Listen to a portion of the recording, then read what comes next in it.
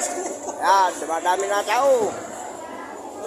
Ito, may bisita ko, taga Cavite, yan o. Ayan, taga Cavite yan. Ayan pa o, taga Batangas naman yung isa na yun. Ayan o, dumadami na tao dito sa Marcos 1. Ayan. Ito isa namin yan o, ayan o.